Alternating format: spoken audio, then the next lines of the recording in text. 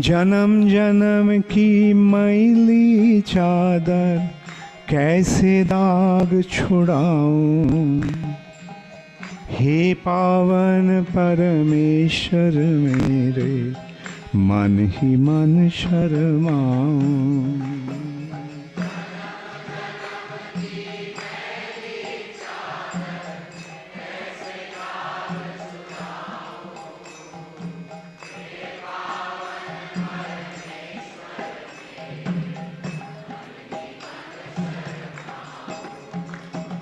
निर्मल वाणी पाकर तुझसे नाम न तेरा गाया।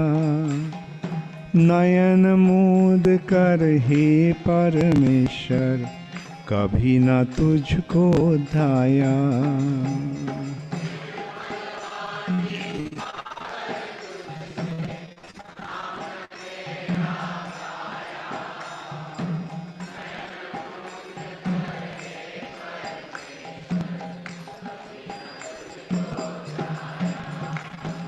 निर्मल वाणी पाकर तुझसे नाम न तेरा गाया। नयन मूंद कर हे परमेश्वर कभी न तुझको ध्याया।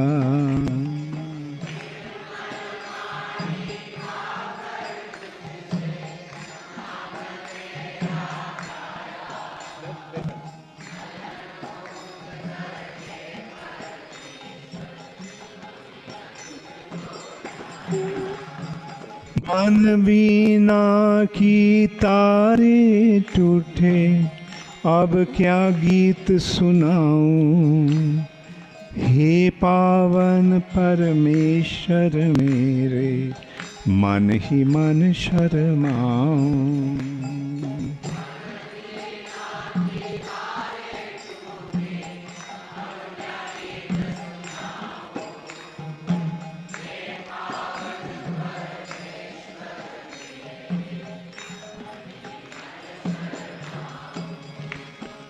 मन बिना की तारे टूटे अब क्या गीत सुनाऊं।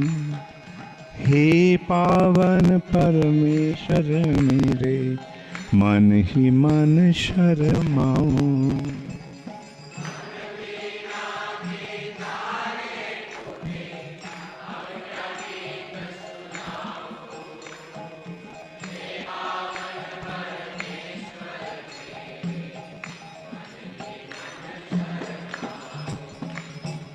इन पैरों से चल कर तेरे मंदिर कभी न आया।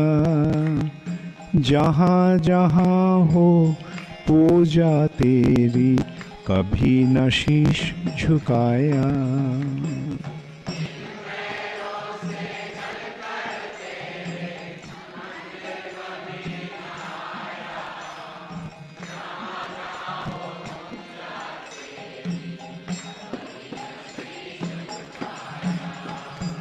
इन पैरों से चलकर तेरे मंदिर कभी न आया। जहाँ जहाँ हो पूजा तेरी कभी न शीश झुकाया।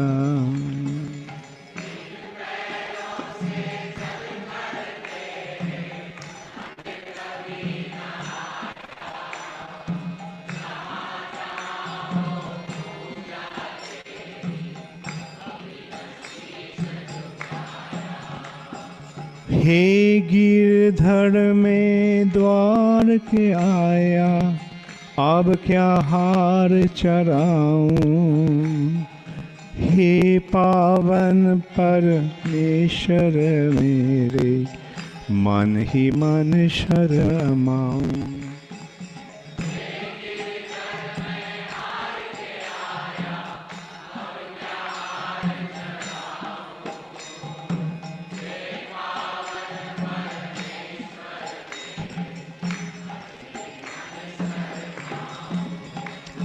हे गिरधर मैं हार के आया अब क्या हार चढ़ाऊं, हे पावन परमेश्वर मेरे, मन ही मन शर्माऊं।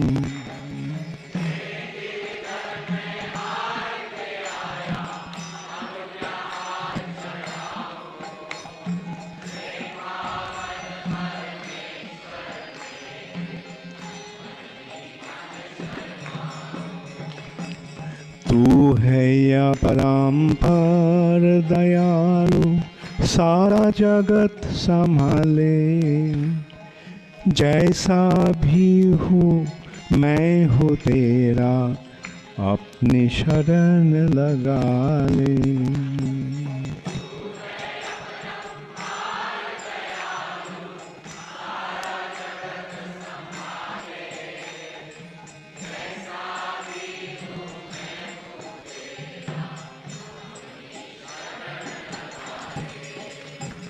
तू है अपरंपार दयालु, सारा जगत संभाले। जैसा भी हूँ मैं हूँ तेरा, अपनी शरण लगा ले।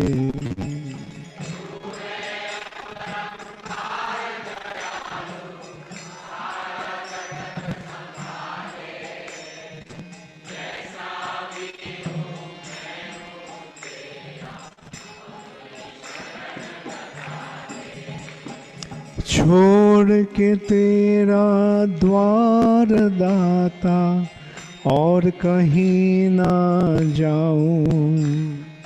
हे पावन परमेश्वर मेरे, मन ही मन शर्माऊं।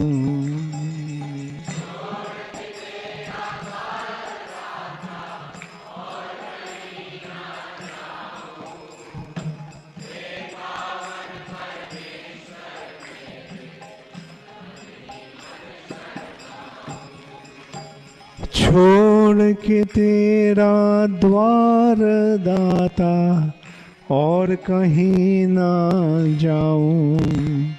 हे पावन परमेश्वर मेरे, मन ही मन शर्माऊं।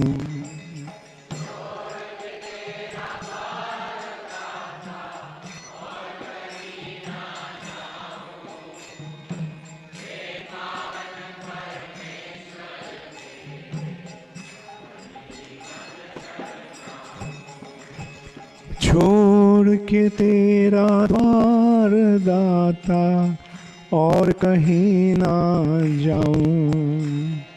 हे पावन परमेश्वर मेरे, मन ही मन शर्माऊं।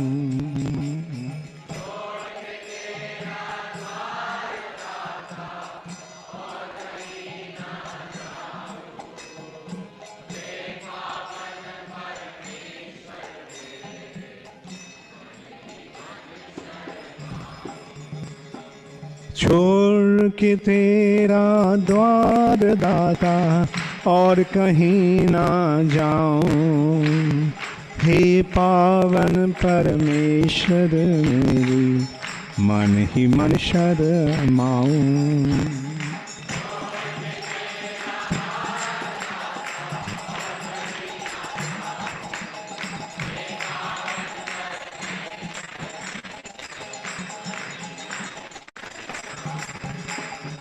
छोड़ के तेरा द्वार दाता, और कहीं ना जा।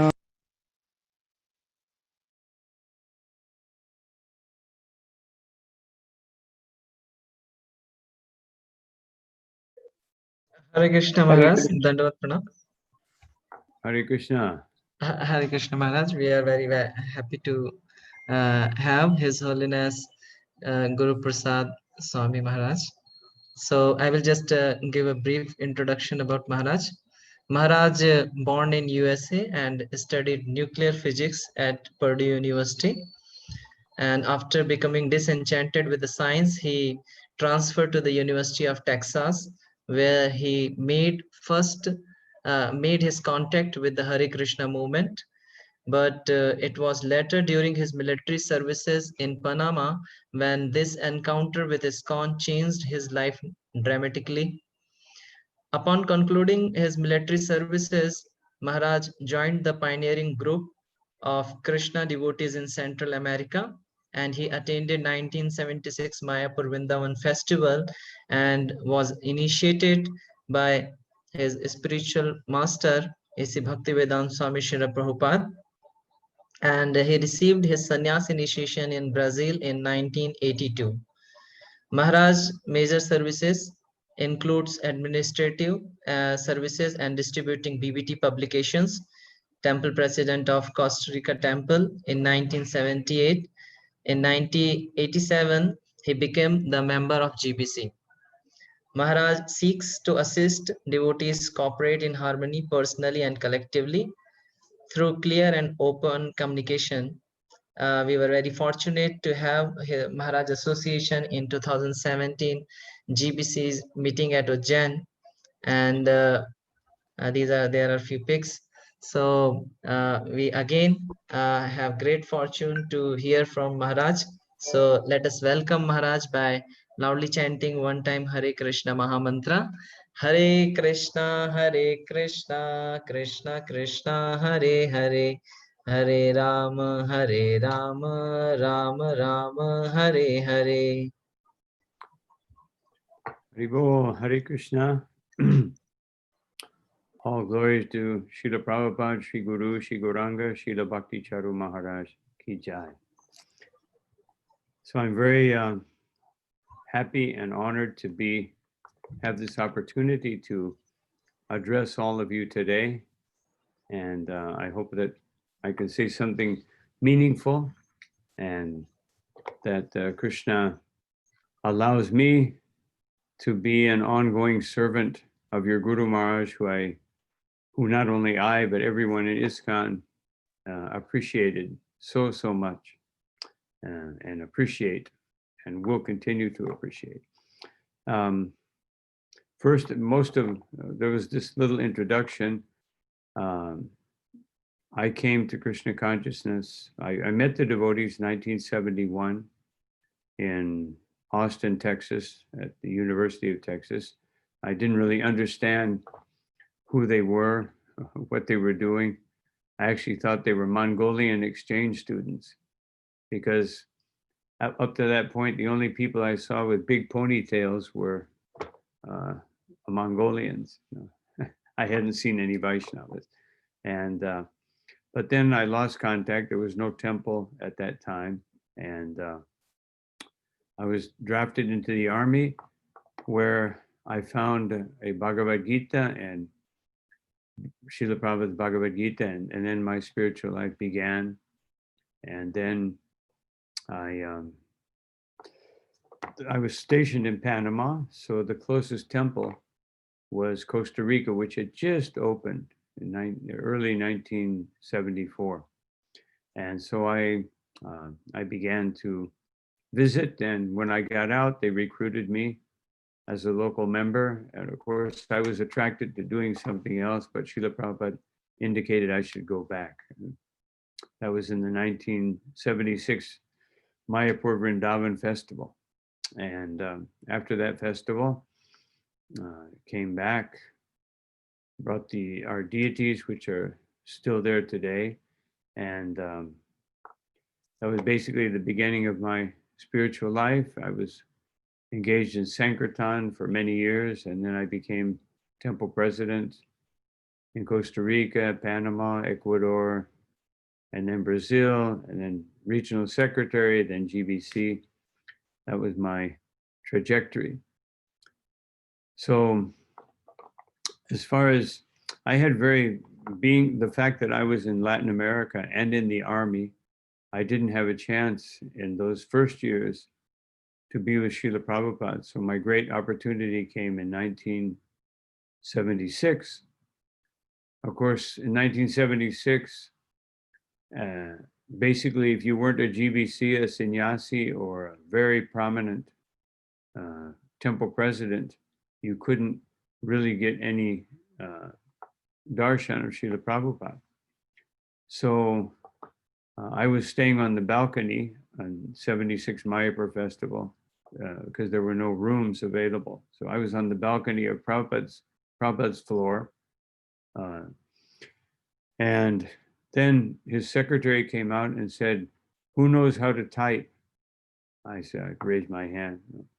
And since I was the first one to raise my hand, and I was pretty good at typing, so they brought me over and I was engaged in typing the sannyas mantras for all the sannyasis that would take sannyas that year, plus some other things and few letters for Srila Prabhupada. And because I was the typist, one of the typists, I was allowed to stay right outside Srila Prabhupada's room. And that was basically my association with Srila Prabhupada, that I was able to observe so many things, and especially what I considered it a great privilege that I could see so Prabhupada how he dealt with leaders, how he dealt with older devotees. And then after that, I went back to Costa Rica and began my Sankirtan career. And in 1977, when your Guru Maharaj basically was initiated, I didn't go that year, so I didn't get a chance to meet him. But in 1978, when I was able to go back to India for the second time, then, of course, in those days, I was a simple brahmachari from a very poor area of the world. And of course, India was also a poor area of the world at that time. We used to finance our trips by bringing watches and cassette players and sell them on the black market, and that would pay for our ticket.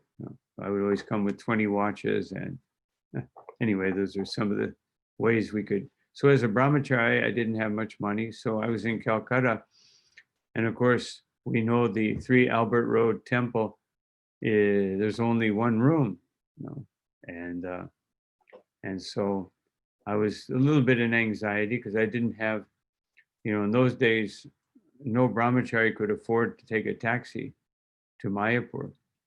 And there even weren't that many taxis available to go to Mayapur.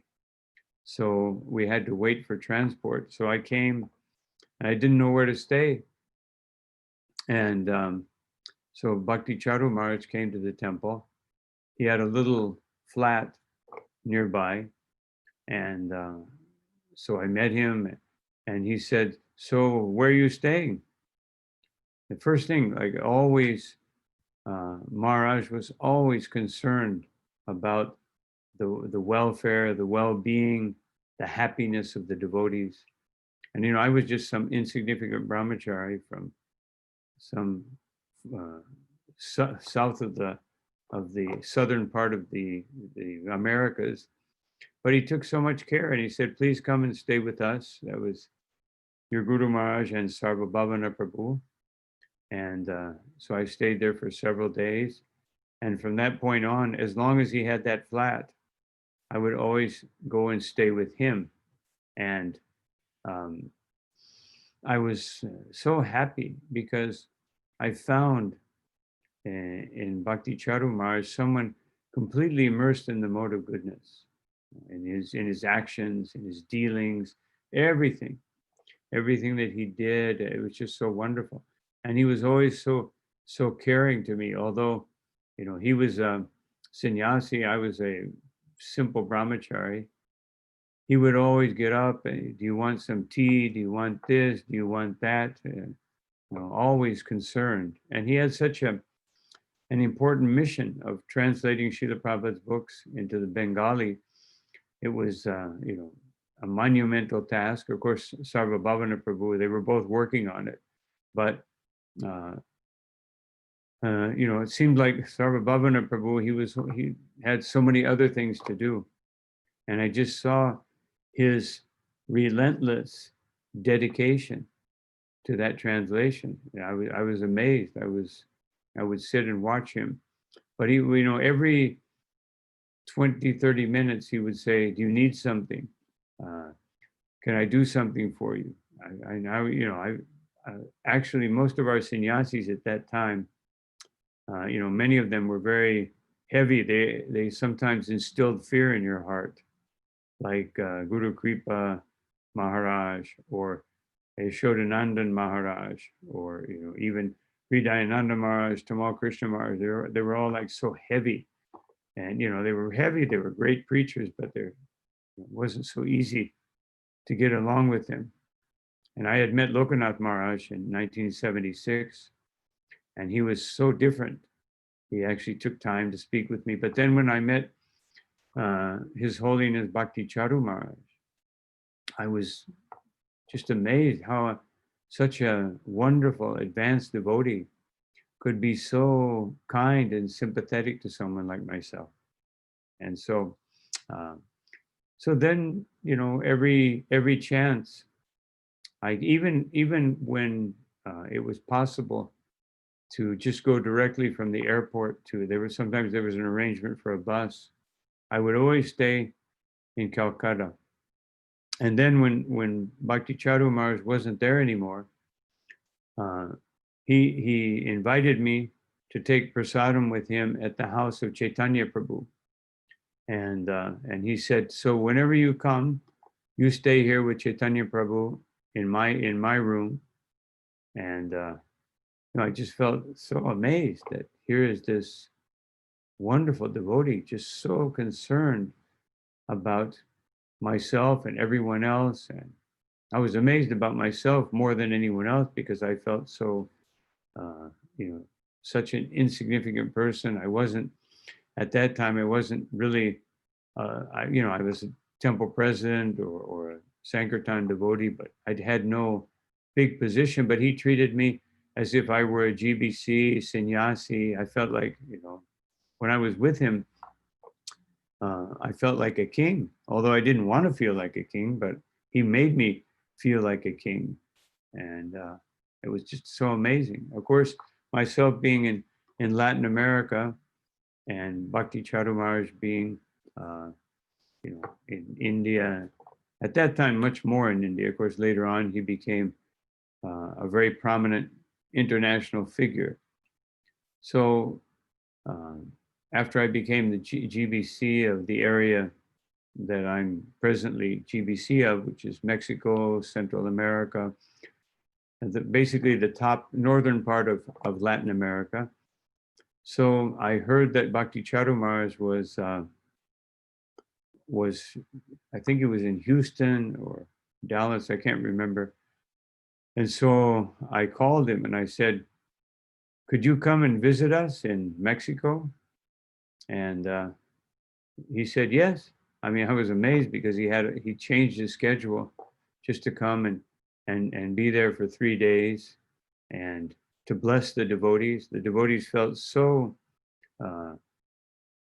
happy because my whole zone is pretty much off the beaten path of leaders and traveling preachers. It's like very rare. And to get somebody on the stature of Bhakti Charu Maharaj, especially just to come at an ordinary time and at a moment's notice. And he came, he stayed, and I remember he chastised me because we had a deity of Srila Prabhupada, which was, I was keeping in the office, but I didn't have, I put Prabhupada on some cushions and, waiting we were fixing Srila Prabhupada's room. And because Prabhupada came to that Mexico temple 2 times. And while I was there, then your Guru Maharaj noticed that Prabhupada was like pretty much on the same level as the seat I was sitting on. So I'll never forget this because he was the only person I know who could chastise with a smile. That he smiled at me, but the look he gave me, he smiled and just kind of chuckled a little bit. Then he looked at Prabhupada and he looked at me And I immediately understood, it was like no words, but it was just, as so many devotees have commented in the last few weeks from his departure to now, how he was so amazingly just a gentleman in every way. I mean, even in chastisement. Of course, I saw him also chastise a few disciples, especially when he was I used to visit North Carolina regularly. And of course, as many of you know, or maybe all of you know, that was like his US headquarters when he first started coming to the US. And he had a couple of disciples there with a energy bar business. And so I would see him regularly in North Carolina. We would take prasadam together, and one of his disciples, who I won't mention his name, but he was there serving Maharaj. He was a Sankirtan devotee from the U.S. And so I saw him. He just finished washing Maharaj's clothes and ironing them, and then he put them on the carpet to fold them. And Maharaj came out and said, "I gave you Brahman initiation. I'm trying to teach you how to be a Brahman, and you're acting like a Shudra. How can you put the clothes on the floor? Now you have to wash them again. Now you have to iron them again." And so I was amazed because every interaction I had. But then I remembered what Srila Prabhupada said, that which Prabhupada said in many occasions, that someone who doesn't chastise a disciple is doing them is being violent, is doing a disservice. That chastising the disciple is a very, very important part of their growth and feeling the authority of the Supreme Personality of Godhead. And one thing I forgot to say, when I used to stay with Maharaj in Calcutta or Kolkata, I always felt like I'm happier being here with Maharaj than I would be if I were staying in the temple with the deities. Because as Srila Prabhupada mentions in his translation of second chapter, first canto of the Bhagavatam, Anashtapayesh Babadreshu Nityam Bhagavata Sevaya, that the devotee is the manifestation, the personified Bhagavata, and also the personality of God, servitor personality of Godhead. And I always felt that being with devotees, and especially with Maharaj, I was gaining so much more by his darshan than taking darshan of the deities or being with so many devotees. I learned so many things from not necessarily that he told me so many things, but his behavior, his demeanor. I saw, many times I have to admit, I've complained to the Bhakti Shastri course people that I've seen many devotees come and take Bhakti Shastri, then they come back and they do less service and they're more puffed up. So, because they feel like they have some knowledge. So I've always tried to emphasize that a good part of the Bhakti Shastri course should be cleaning the kitchen, cleaning the bathroom, and embodying the third verse of the Shikshastakam.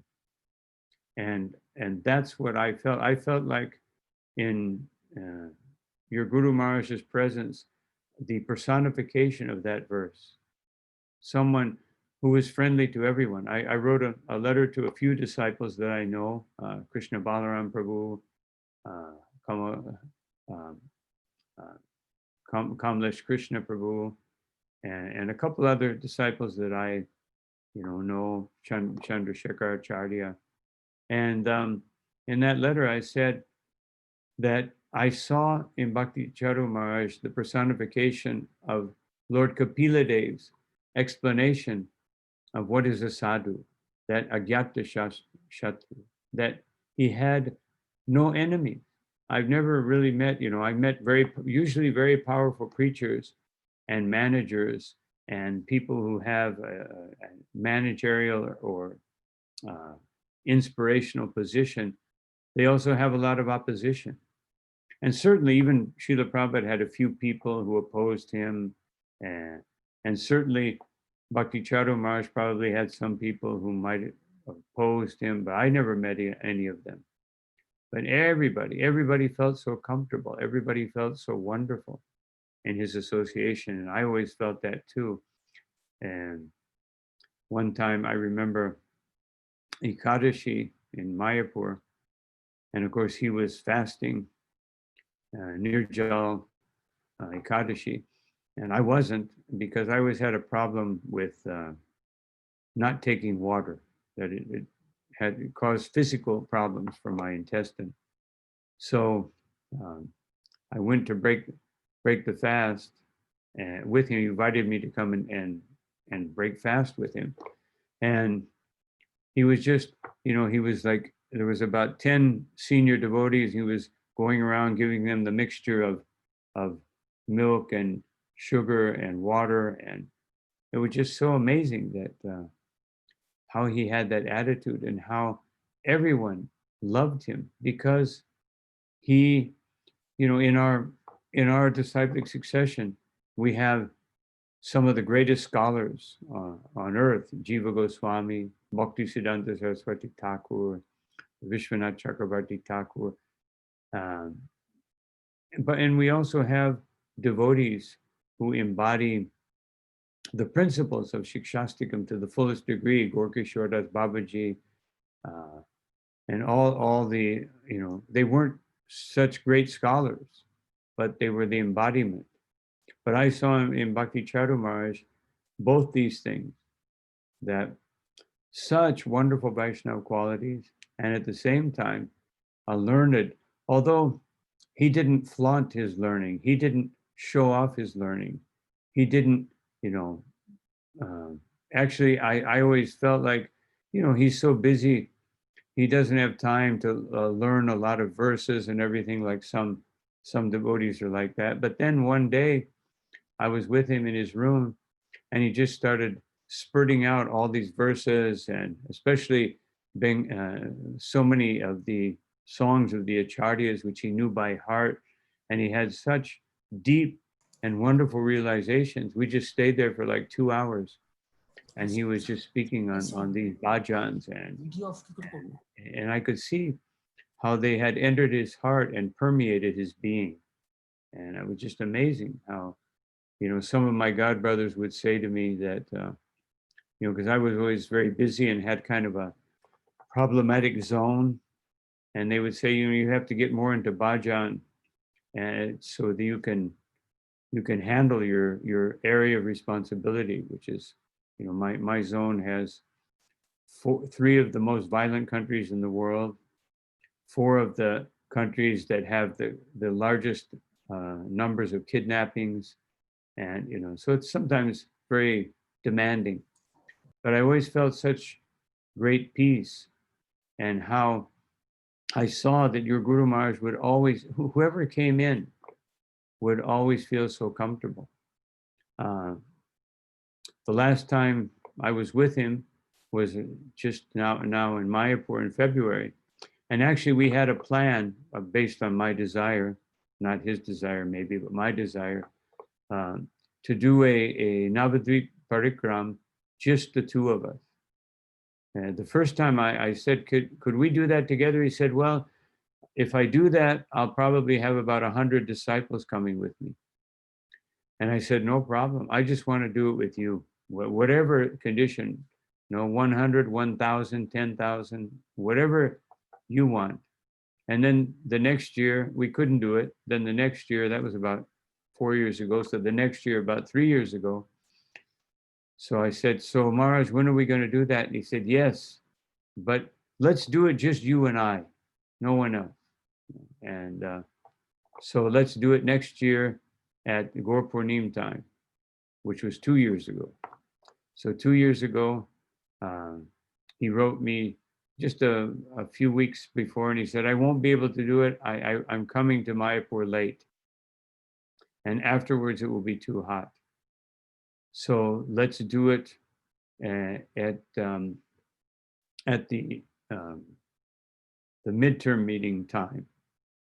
But then he had something that happened at the midterm meeting time. And then he said, okay, let's do it next midterm meeting time, which would have been 2018. But then something happened and he couldn't do it. So then we planned to do it now in just before the Mayapur meeting in 2019.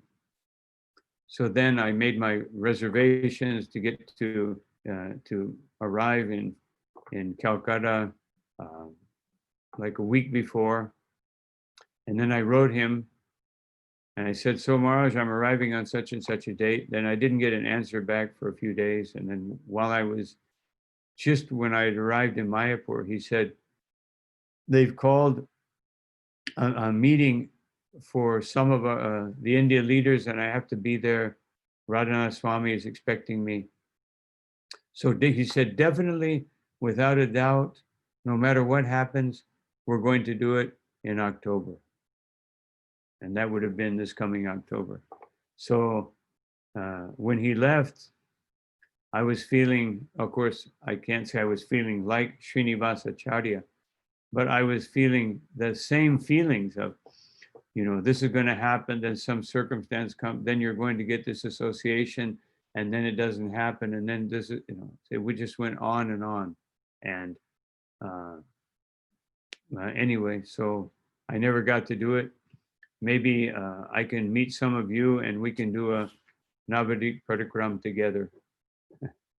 Some of you can guide me, and because one thing I found with Tamal Krishna Maharaj and especially with Bhakti Charu Maharaj, the quality of his disciples. I've been very impressed. Of course, I'm impressed with so many wonderful devotees in ISKCON, but I always found that especially Tamal Krishna Maharaj and Bhakti Charu Maharaj's disciples are very, very special. Very, very special. So I'm sorry, I think I said 2019, but 2020. It was supposed to be 2020, the last time we were going to go. So I feel the few disciples of Maharaj that I've known throughout the years, and of course, one of them came to work with me, Krishna Balaram Prabhu. He came to work with me in Mexico, and then of course, then he ended up in Tobacco. But I just saw so many wonderful qualities in every one of the disciples that I've seen. So much of a gentlemanly behavior. When I met Kamlesh Krishna Prabhu, I was so impressed by, his demeanor, and I saw a reflection of my dear godbrother Bhakti Charu Maharaj in all the disciples that I've known. And of course, there is one other disciple, and I just remembered her, and I'm going to have to write her. So anyway, that's my interaction, although repeatedly very brief, because I never, except for in the GBC meetings, and of course, during GBC meetings, everybody's so busy, and what to speak of Bhakti Charu Maharaj, having so many disciples coming for darshan, so many people coming, and important and influential people from India and especially from Bengal.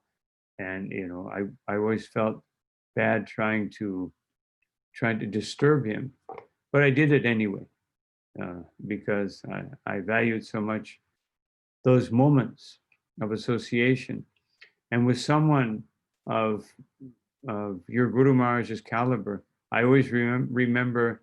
And I experienced, of course, not to the fullest degree, but I experienced what the Bhagavatam says, Tulayama Labanapi Naswargam Napumar Bhagavat Sangi Sangasya, that when you associate with a devotee, even for a moment, a devotee who is a Bhagavat Sangha, who is a Bhagavat Sangi, who is associate of the Supreme Personality of Godhead of Sri Chaitanya Mahaprabhu, then I just felt that. I felt really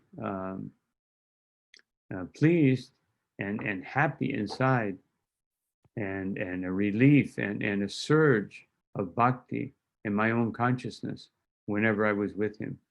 And I'm not saying that to, because you're his disciples and I want to say something nice. I'm saying it because I felt it. And, I read through so many wonderful eulogies of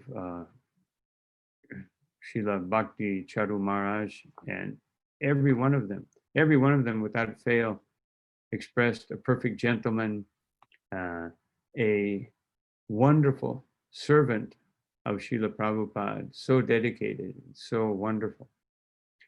And so I wanted to mention something that I was meditating on in the days after his departure, how, because I heard one disciple express that, why did Krishna not allow our Guru Maharaj to leave in Vrindavan or Mayapur, or at least in Ujjain?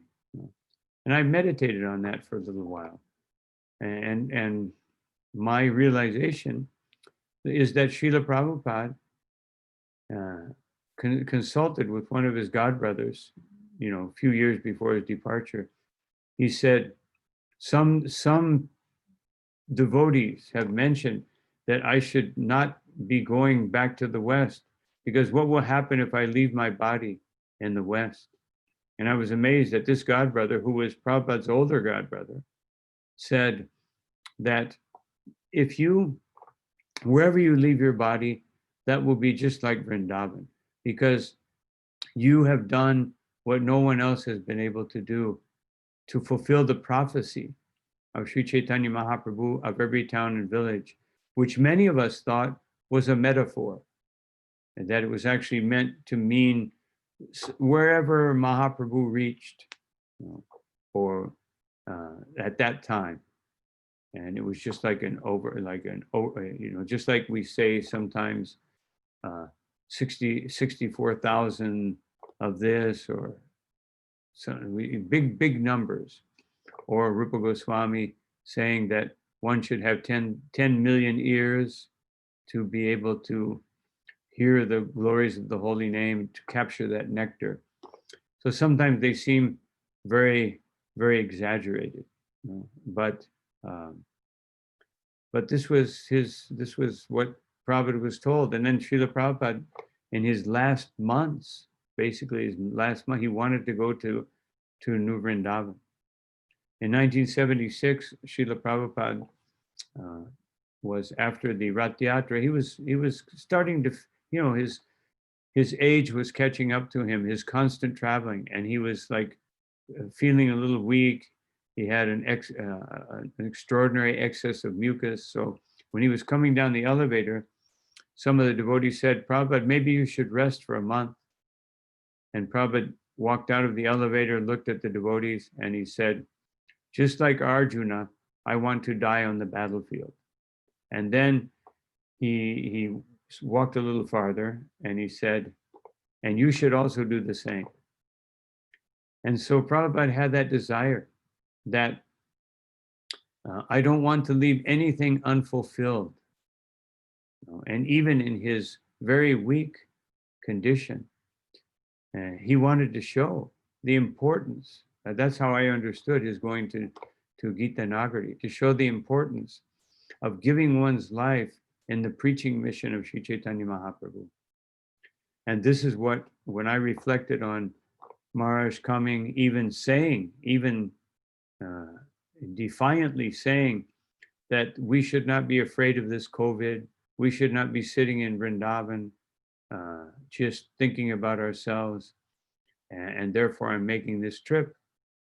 And he made the trip, and to me, he defeated the COVID, because he personified what Srila Prabhupada was willing to personify.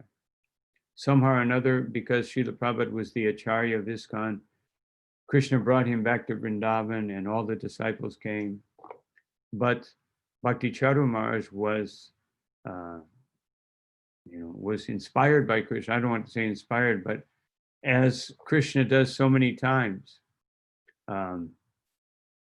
he puts his devotee in a difficult position to illustrate what should be our consciousness. And that consciousness, I just have to turn something off here, making noise. What should be our consciousness? Our consciousness should be serve the mission of Guru Maharaj in spite of all difficulty, in spite of all danger. Srila Prabhupada said that without taking risk, one cannot advance in devotional service. One cannot become a pure devotee. So he came out of concern. He came out of compassion. And he was willing to accept that responsibility of coming and giving and taking a risk. And it turned out to be a big risk. But to me, he became the personification of the example that we should not fear whatever Krishna arranges for us, for our life, for our preaching, for our service, for our understanding, for our advancement, and ultimately for how we leave this world. Just like Srila Prabhupada in the 8th chapter of Bhagavad Gita in verse 24 and 27 in the purport, he emphasizes, because it's speaking about a yogi, how a yogi is able to determine when they leave, and therefore there is no inauspicious moment for a yogi who's fully fixed in transcendental consciousness. What to speak of the transcendental consciousness of a devotee who's solely dedicated to Srila Prabhupada. And thus I feel that Maharaj, always wanting to personify Srila Prabhupada's desires, was chosen by Krishna to give this example. Anyway, that's one thing, because his, how he came to Krishna consciousness, how he was initiated. No one in this movement, as far as I know, even it was considered extraordinary by the godbrothers of Srila Prabhupada that he got first and second initiation. He got them at the same time. That was extraordinary. What to speak of getting both, and then a few months later getting sannyas. That's like pretty much, as far as I know, unprecedented even in Gaudiya Math, and what to speak of in ISKCON. Because in Gaudiya Math you had people coming from, very saintly backgrounds, and still. So for Srila Prabhupada to do something like that is something amazing. And therefore, how a devotee leaves this world is perfectly understood by understanding how Srila Prabhupada, Parikshit Maharaj, he himself said, this couldn't have happened by karma or some other means. I could never have done what I did under ordinary circumstances. Therefore, I know this is the intervention of the Supreme Personality of Godhead. So anyway, that particular aspect, that's how I saw it, and I wanted to share that with all of you. As I don't know if I'm right or not, but that's definitely how I feel. That he had so much the mood of Srila Prabhupada, that he had that mood of, even in the midst of the danger of leaving this world in a foreign place, meaning Srila Prabhupada, when he came to Gainesville in 1971, I think it was, he gave a lecture, and he said, here we are in this remote corner of the world. And of course, all the professors, and they said, what? This is Gainesville, Florida, this is USA. But for Prabhupada, Vrindavan was the real place, and here in the US, some remote corner of the world. So for someone to go to the remote corner of the world and risk giving up this world to preach and teach Krishna consciousness and give an example, to me was an extraordinary event. So I see that here on the electronic that Prem Avatar Prabhu said we can post questions. And I see, here's a question from Sundar Damodar Prabhu. And we cannot express our gratitude to Srila Prabhupada disciples. So much anxiety, hardship, struggle to follow in the footsteps of Srila Prabhupada. Maharaj, we are having fear to lose all of your physical association. I would say, how can we may not lose you the experiences, commitment, and all the realization you have in your heart? Well, I don't know how much I have, but just by seeing the devotees and the fact that some of the I also saw in Bhakti Charu Maharaj's leaving how Prabhupada takes some of his dearmost disciples, Tamal Krishna Maharaj, Sridhar Swami, who was such a wonderful devotee, my dear friend, and all the devotees who have departed, Gaur Govinda Maharaj, and now Bhakti Charu Maharaj, how Krishna takes them, the dearest people, so that we will, exactly what the question here is, so that we will look to these devotees, the devotees who remain, and gather from them the essence of devotional service. Because once all of Srila Prabhupada's disciples leave, and I would especially say the disciples of Bhakti Charu Maharaj, I think will be the caretakers of ISKCON, because he was a caretaker of ISKCON. And I see that he has instilled that within you. So I would say that realization is there in every class that Maharaj gave, in every bhajan that he sung, and in the association of so many wonderful devotees in this movement. The second part to that question, please share your realization in long practice of Krishna consciousness. I can try to do that, but I don't think I can do that in 17 minutes, but maybe we can have another session, or I could write something to, if somebody was interested, to Sundar Damodar Prabhu or anyone else. Please enlighten us what mistakes we may commit in the practice of Krishna consciousness, so that we do not commit and then learn. It's inevitable that a devotee must make mistakes. Parikshit Maharaj made a mistake. Of course, that was inspired by Yoga Maya. But in one sense, even for the newest devotee, Yoga Maya acts not so directly, but in a special way. Because when you commit a mistake, the lesson becomes very, very much ingrained in your heart and in your consciousness. If somebody else makes a mistake, then we tend to think, oh, that devotee wasn't very advanced, or we have a tendency to directly or indirectly criticize. So, so what can I say? We learn by observing others, and whatever we can't learn, we'll commit a mistake. Prabhupada sent devotees out after being in the movement for 6 weeks to open a temple, or 2 months, or 3 months, or 6 months, and he knew they would make mistakes.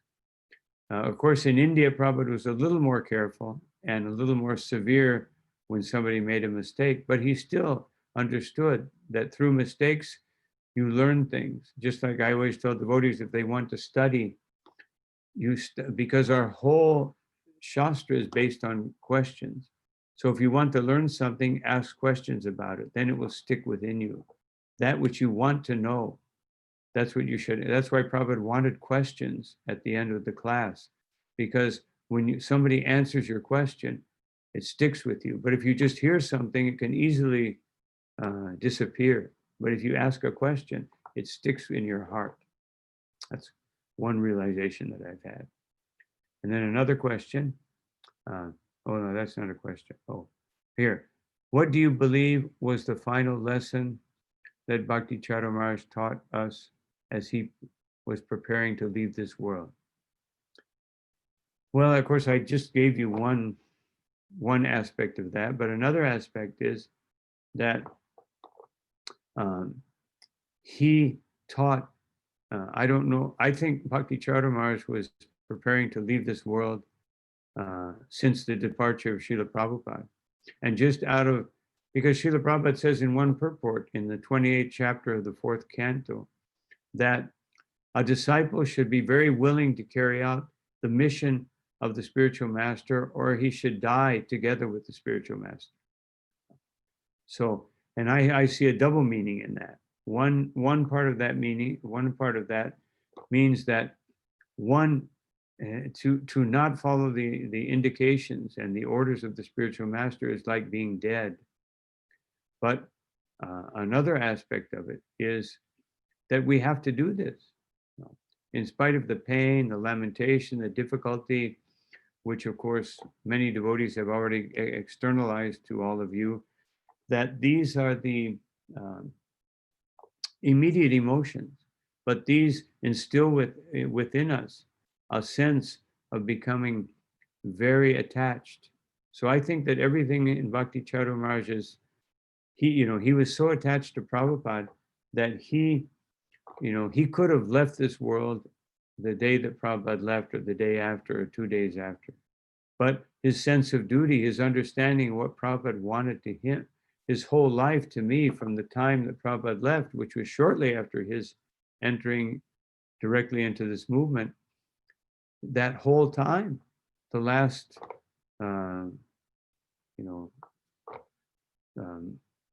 44 years have been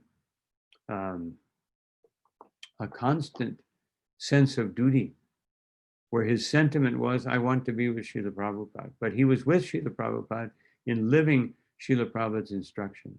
So I feel that he's been teaching us for the last 44 years how to adhere to Srila Prabhupada's instructions, how to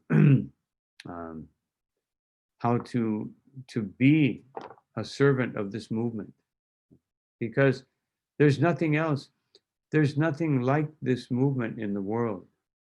Srila Prabhupada created something very unique in a spiritual movement where we are expected to accept a body.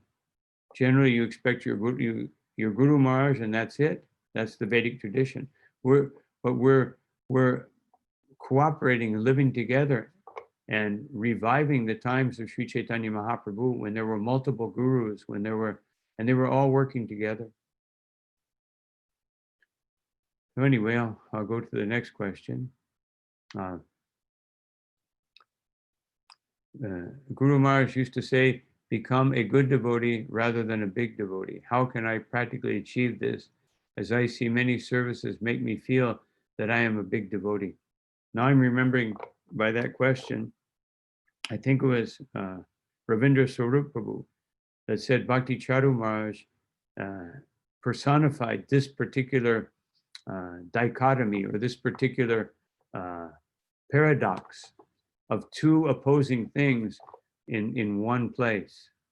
And that is, he was so humble and so service-minded. At the same time, such a great personality, such a revered disciple of Srila Prabhupada, such a revered GBC, such a prominent devotee and preacher, but it never went to his head. So I would say, how can we do this? Just follow in the footsteps of your Guru Maharaj. you know, and Prabhupada said to Hridayananda Maharaj and Satsvarup Maharaj when they took sannyas, he said, now everyone will call you Maharaj, but you should remember, I am the greatest fool. So that's the first instruction that Krishna gives to Arjuna, Ashochas Anvashochas Tvam. That's how Mahaprabhu begins his Shikshastikam, lower than a blade of grass. That's how he addressed the sannyas. Who can be a greater personality than Sri Chaitanya Mahaprabhu? But when he addressed the Mayavad sannyasis, he said, my Guru Maharaj said that I'm a fool and I have no ability to understand Vedanta. So here's the example from Mahaprabhu down to your Guru Maharaj, that we have to accept that Krishna gives us this position. Just how did Srila Prabhupada manage being the Acharya? And sometimes he had to tell people, I'm the Acharya, because we were so ignorant that Prabhupada had to say, I'm the Acharya, you're the servant. So it's a great challenge. And Bhaktisiddhanta Saraswati Thakur addressed it by saying, you see this big fool sitting on a big chair like a zoo animal. But so I put my case before Sri Chaitanya Mahaprabhu, who said, Jati dekatari kaha Krishna Padesh, amara gyaya guru anyatara desh. You must become guru. So that's how we do it. We always remember I'm a fool, but we have to become guru. So that's a challenge that we all have to accept. And here's another question.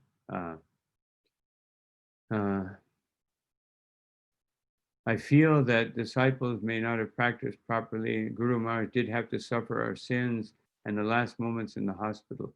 Please help us understand this. That is a normal sentiment, and there's definitely truth in it. There's no doubt. But it's not just like that, because Maharaj, his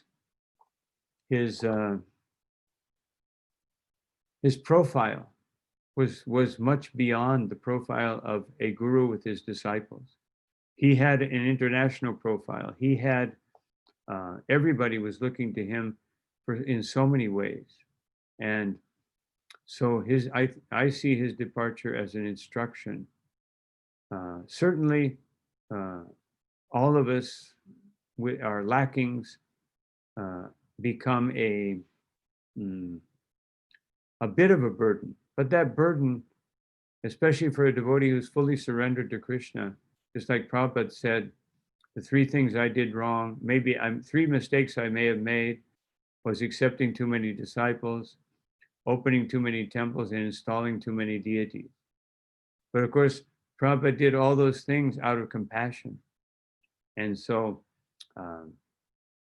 although Krishna may allow his dear devotee to suffer to some degree from the improper activities of or lackings or shortcomings of his disciples, no, that's not the main factor. The main factor in whatever happens in their lives is giving an example to others so that they can become inspired and carry on their Krishna consciousness. That's how I see it. And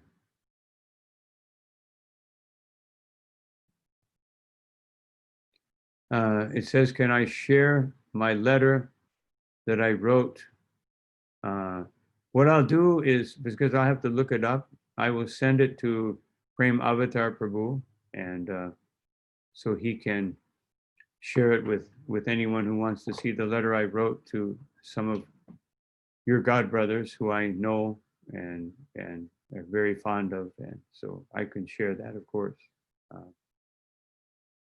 And then we see if there's any other question here in the last couple of minutes we have. Can I share some of the realizations when you were going through some very difficult situations in preaching Krishna consciousness and could feel the reciprocation of Srila Prabhupada and Krishna.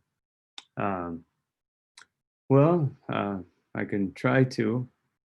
Of course, one time I remember we were in El Salvador during the revolution. It was about 30 years ago.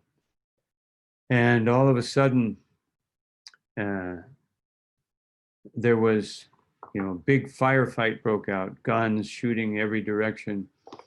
And we all immediately fell to the ground.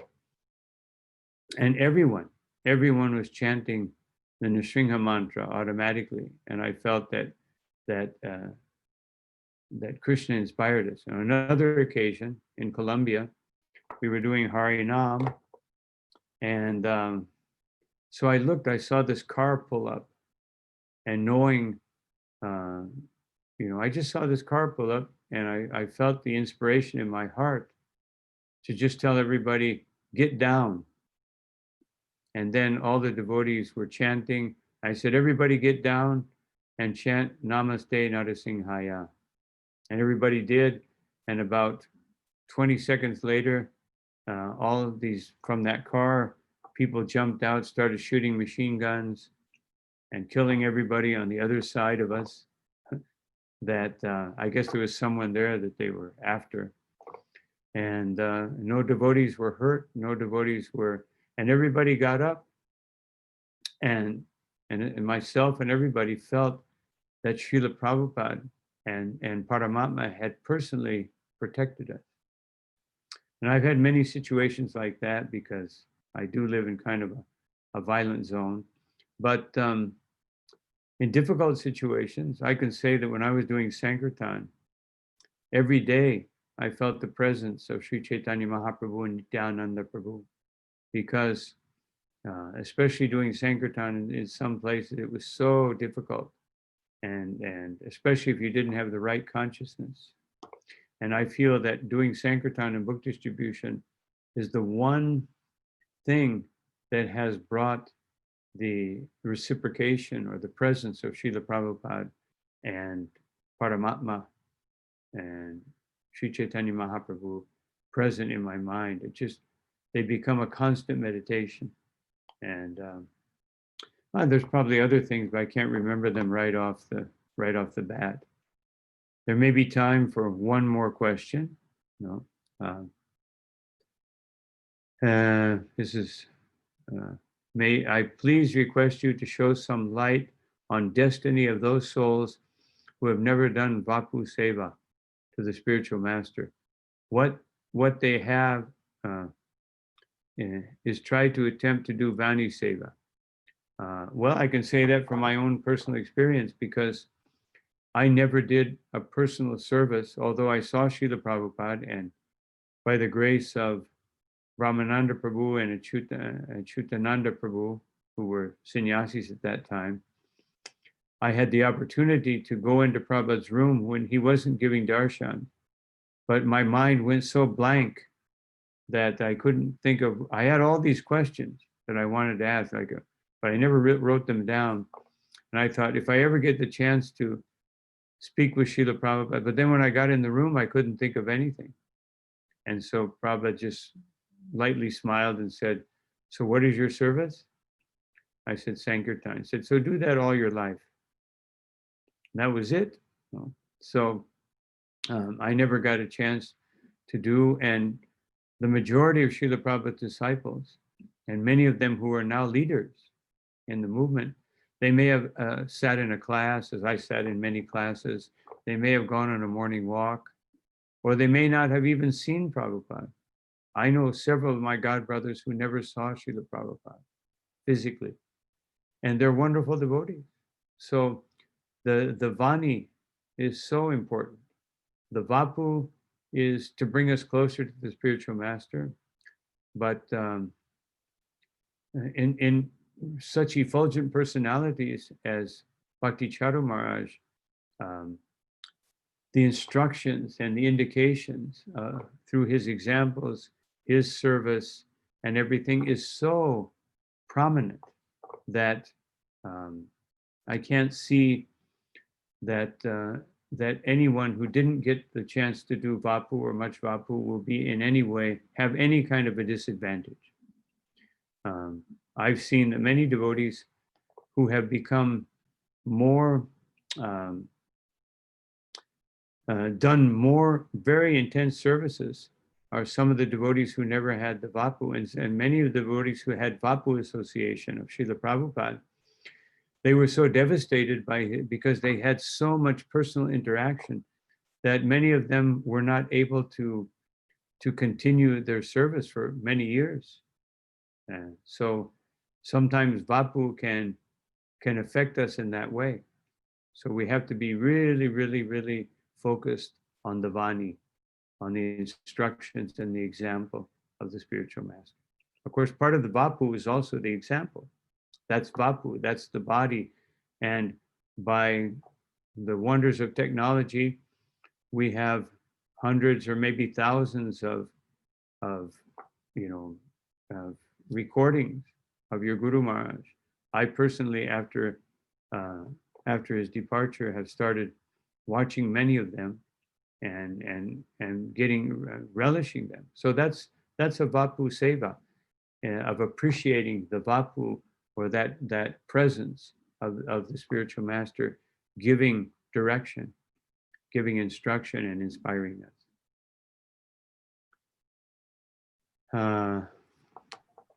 So some devotees have saying, please bless me. My blessings probably are not so wonderful, but whatever they're worth, they're certainly there. And more than anything, I think that you've already got so many blessings. I always tell the devotees, the blessings are not some electromagnetic energies that float around and we shoot them at someone, but the blessings are all those instructions, indications, as Narottam Das Thakur says, Hari Guru Vaishnava Bhagavat Gita. These 5 sources, the Guru, the Vaishnavas, the Supreme Lord, the Bhagavatam, and the Gita are inundating our consciousness with so many blessings. We just have to open our hearts and our consciousness to absorb them properly. So now the time is up, and I really appreciate this opportunity. If I can be of service, as many devotees have said, I'm perfectly willing, although not very capable, but very willing to do so, and in whatever capacity I can. Please, if I can serve you in any way, let me know, and I'll be happy to do so. Hare Krishna Maharaj, thank you very much for your wonderful association to all of us, and we express our heartfelt gratitude to Your Holiness for enlightening us that how Guru Maharaj was so loving in his daily dedication to translate his Srila Prabhupada books, and you narrated very past time about how he was concerned to everyone, his chastisement pastime, and so many qualities you narrated, how he was the perfect gentleman, he was the perfect servant of Srila Prabhupada. And you told that how the duty of a spiritual master is to chastise the disciple, else he is doing injustice to his service. And you gave a nice vision that how Guru Maharaj defeated COVID as he did what Srila Prabhupada, as per the mood of Srila Prabhupada. And you very nicely answered the question that how we should remain humble while taking the prominent services. We should follow in the footsteps of our Guru Maharaj. And you told that how Sankirtan and book distribution has brought the direct reciprocation from Srila Prabhupada and Krishna in your life. And the the only instruction you got from Srila Prabhupada about Sankirtan and book distribution. So we are very thankful for narrating all these pastimes, and we have few requests, like you told that Navdeep Parikrama. So we back whenever you give us opportunity, we'll be very happy to have Navdeep Parikrama with you. And we can have another session, as you told, that sharing your realizations from last so many years of practice. And we request your holiness to visit Ujjain whenever the situation is good, and we beg for your blessings to empower us so that we can follow in the footsteps and teachings, and become the loyal servant of Srila Prabhupada and continue to serve in the mission of Srila Prabhupada ISKCON, dedicate our whole life. So we beg for your blessings and mercy. So we thanks Maharaj by loudly chanting one time Hare Krishna Mahamantra. Hare Krishna, Krishna Krishna, Hare Hare, Hare Rama, Rama Rama, Hare Hare. His Holiness Guru Prasad Swami Maharaj ki Jai. Jagat Guru Srila Shri. Prabhupada ki, Srila Bhakti Charu Maharaj ki jai. Hare Krishna Maharaj.